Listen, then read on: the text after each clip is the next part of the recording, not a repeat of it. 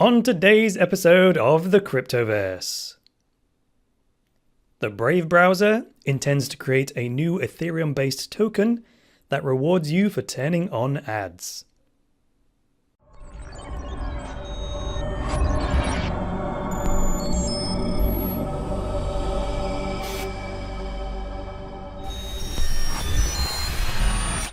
Dash Detailed is a weekly YouTube show about the privacy-focused digital currency known as Dash.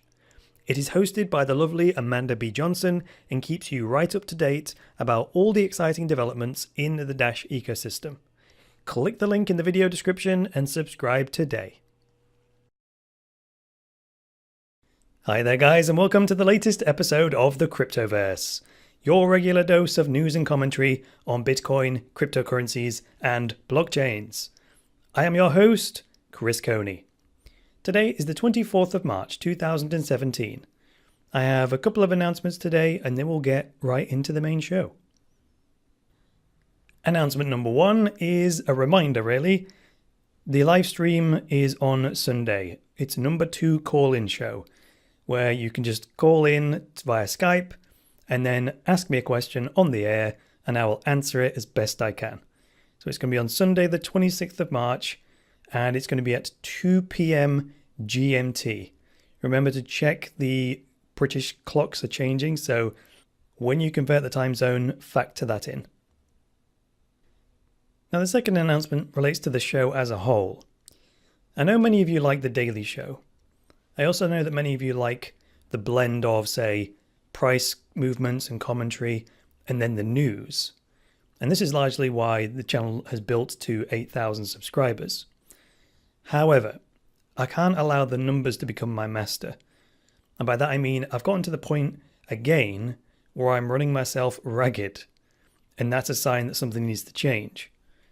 Now, if I don't maintain my own well-being, my capacity to produce the content for you just won't be there. And yesterday's episode was a prime example of that. My success is built largely off of my ability to articulate. And I think I did a poor job of that in yesterday's episode.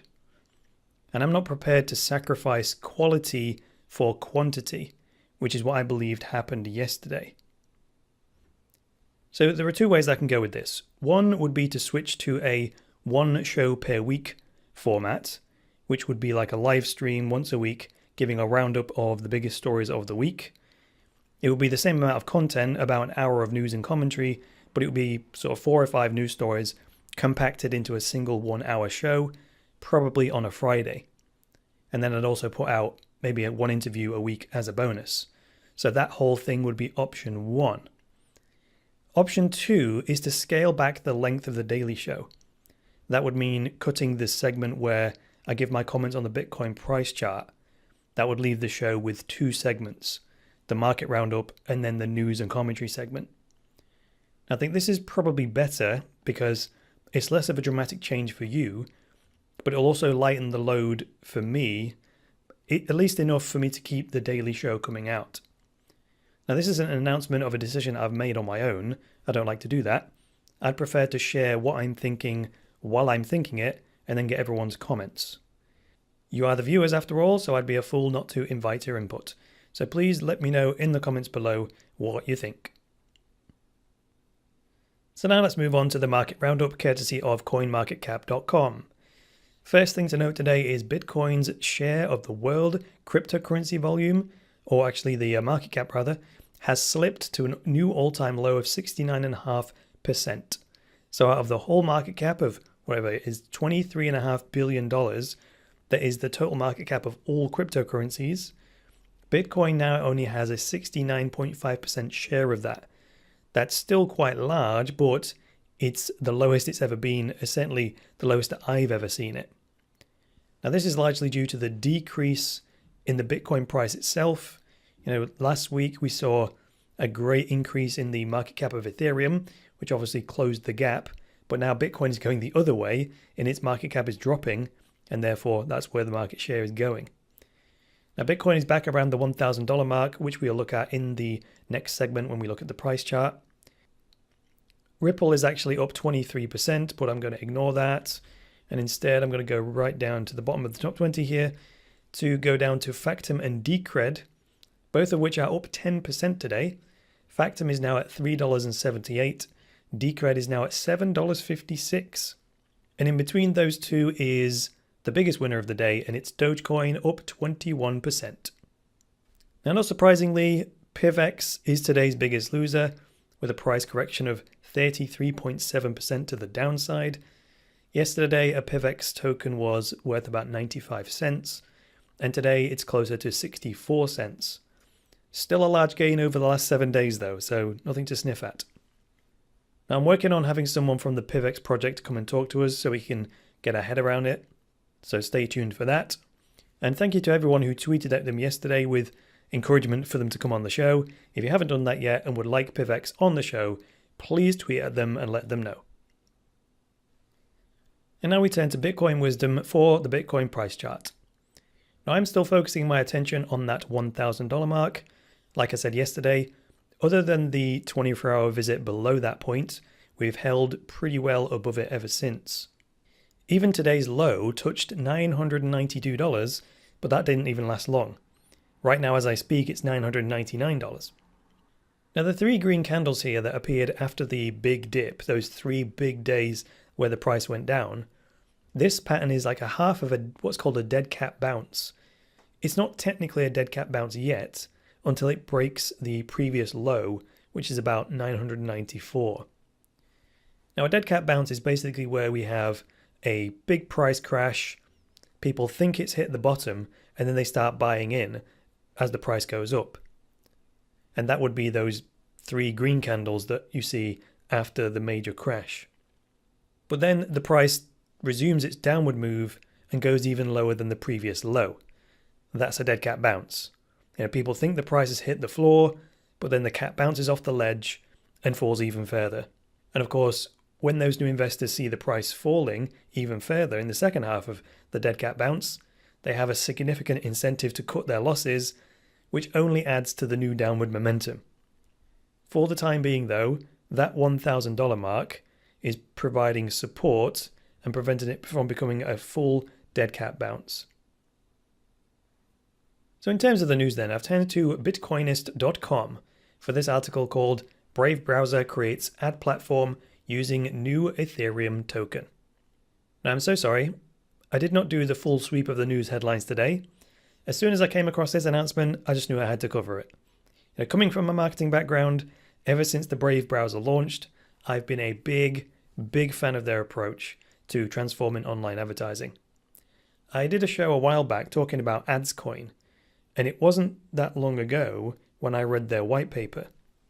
Now, at the time when I did that show, I stated plainly that what AdsCoin was attempting to do just wasn't going to work. The basis of my claim that the AdsCoin model wasn't going to work was that it required the consumer to change their behavior by going to this special product search engine whenever they wanted to buy a product or a service. And that was necessary because the product sales were where the ad revenue was going to come from. Now, I'll never claim to know everything. In a worldly sense, I know very, very little indeed. But the subjects I do know about, I know about. And when I saw the AdsCoin model, my decade of marketing experience manifested itself as a voice inside that just went, nope, that's not going to work. Now, the trouble is, because that short statement of, nope, that's not going to work, is based on 10 years of actual life experience, my answer to the question, well, why isn't it going to work? It would just take me far too long to explain. The short answer is that it requires people to change their behavior, and that is very unlikely to happen. This stands in stark contrast to Brave's approach. I had the opposite experience when I came across Brave, and I came across Brave long before I came across AdsCoin. Now, Brave started with this promise of having an ad blocker built right into their web browser, which is, first and foremost, working with existing user behavior. Then they proposed to give you the option to enable ads in exchange for receiving some of the advertising revenue. And to me, that is the answer. To me, that's the real win-win for both the content producer's point of view, the advertiser's point of view, and the user's point of view. And Brave simply creates a platform and then allows the users to set their own preferences. To me, that's wisdom, and that's why this is going to work. Now, originally Brave, like at the very beginning, they were going to pay users in Bitcoin for turning on the ads. And that's the feature that many of us have been waiting for since the very first version of Brave was released. This announcement here is exciting because it's a step closer to this becoming a reality. So let's have a look at it. Let me begin here with the red bit, as always. It says, the Brave internet browser has changed the way people around the world use the internet by making browsing safer and faster, in addition to integrating Bitcoin's peer-to-peer value to many new users and wallets. Now, the current version of the Brave browser has a built-in Bitcoin wallet. You fund the wallet, Brave keeps track of the sites that you visit, and then it distributes the Bitcoin in your wallet to the various content creators. Now, that's an auto donation model, but it's not the thing that got me and many other people most excited about Brave. It was the idea of paying users to view the ads. So let's move on to the orange bit here. It says that Brave is very focused on improving the online experience. And this new token-based system called BAT, B-A-T, Basic Attention Token, has multiple benefits for users, advertisers, and online publishers. One of the big objections to online ads is privacy. And one of the goals of this BAT token is to continue using ads to fund publishers without compromising privacy. And they're going to accomplish this by creating this BAT token on Ethereum. Sounds ideal. And the biggest benefit to using Ethereum over Bitcoin in this particular use case is that they can make the BAT token into smart coins that behave how they want them to behave, rather than having to make do with the standard functionality of Bitcoin. Now, they could still use Bitcoin, but that might mean that a lot of the code required to track and then manage payments would have to run on a regular centralized server. I'd rather them use Ethereum and build it into the blockchain as a smart contract if I had to have the choice. I think the value of running the system entirely on a public blockchain like Ethereum is the most important thing, and I don't think Bitcoin is flexible enough to do what Brave wants to do, at least not do it on-chain. So then moving on to the yellow bit, which is further down here, it says users will opt in to receive advertising. If they do, their attention will be privately monitored on the device in the Brave browser without tracking. Publishers will be rewarded accordingly with BATs, which are tokens of exchange in a secure, private, and anonymous advertising system based on the browser and the mobile app WebView. Users will also get a share of BATs for participating. BAT keeps the data on the device, encrypts the data, and shields the identity of Brave's users. This is what I was getting at. In order to automate this whole process on the blockchain, Ethereum is the obvious choice. The tracking is then limited to the device that you are using. Everything stays within the Brave app, and it doesn't require that data to be transmitted. The only thing that needs to be transmitted is how many BAT tokens you're owed. The article continues here by saying, the BAT token helps serve each user in the model in different ways. For the online user, they get enhanced privacy and security when introduced to an ad. The ads are more relevant and they get BAT tokens. Advertisers get more targeted ads, higher revenue, and less fraud in the ad system. And then online publishers enjoy less expensive customer attention, less fraud, and better attribution. I'm telling you, this is the one. To me, this is the holy grail of online advertising, precisely because it doesn't attempt to change the whole paradigm around how content is consumed and how it's funded with advertising. AdsCoin was attempting to change the whole paradigm.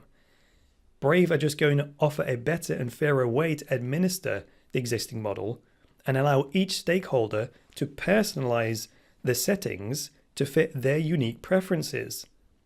This really can offer each stakeholder with the ideal scenario without anyone having to compromise. In fact, this diagram here shows just how elegant Brave's solution is. The money comes from the advertisers, and then it's split between the user and the publisher. the user gets compensated for being exposed to the ad, and then the publisher gets compensated for displaying the ad. The advertiser themselves is then only getting exposure to people who have opted in to see the ads. How does it get any better than that? One of the big objections to online advertising is that it is intrusive, whereas this gives the user the option to turn the ads off completely or turn them on and get paid for it.